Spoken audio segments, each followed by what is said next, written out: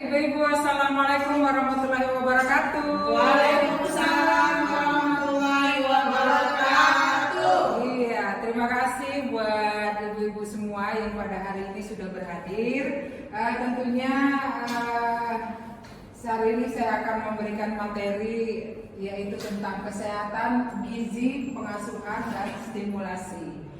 Baik, sebelumnya saya memperkenalkan diri.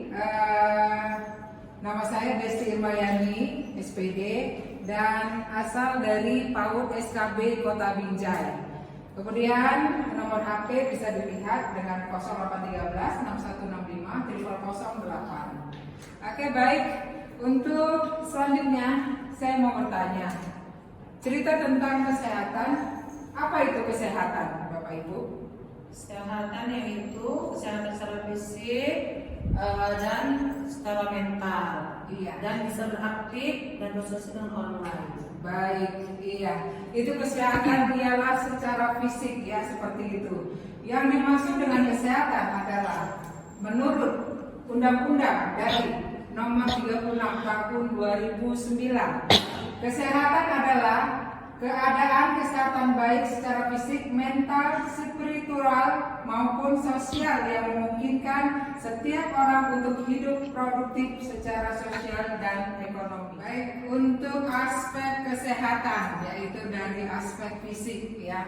Fisik itu harus kita anak-anak yang fisiknya kecil, kerdil, ciri-ciri dari anak-anak yang stunting itu gimana Ibu?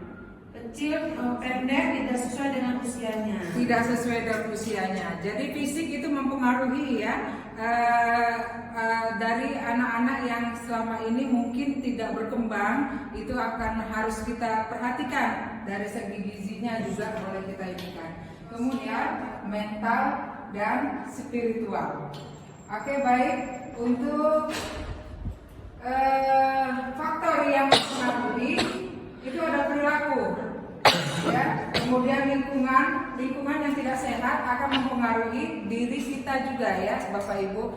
Jadi kemudian layanan kesehatan itu biasanya dari puskesmas yang saat ini mungkin dari PAUD kita ini, yaitu dalam menggalakkan dari bian ya.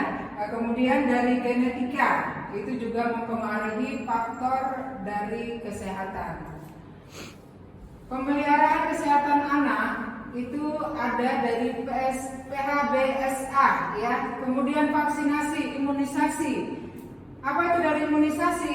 Anak-anak mulai dari sejak dini itu kita wajibkan untuk imunisasi. Kenapa? Supaya kekebalan tubuh pada anak itu bisa kita lihat pada saat sekarang ini. Karena itu implementasi dari vitamin juga harus kita butuhkan. Kemudian pemantauan kesehatan, pertumbuhan dan perkembangan secara berkala.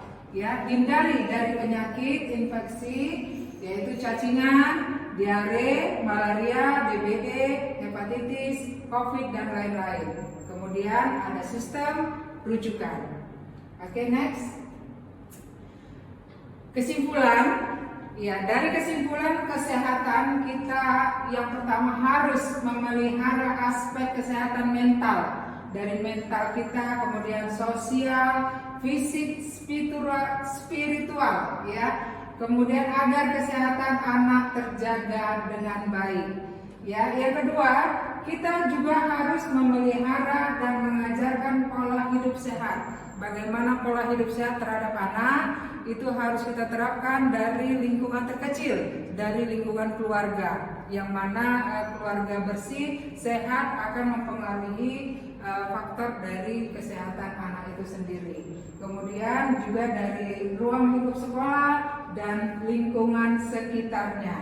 Ya, yang ketiga itu rutin memeriksa kesehatan sejak dini. Jadi sejak dini jika dalam kandungan ya, buat ibu-ibu yang sedang hamil juga itu harus rutin untuk memeriksakan kesehatan untuk membuat anak-anak kita menjadi lebih berpotensi.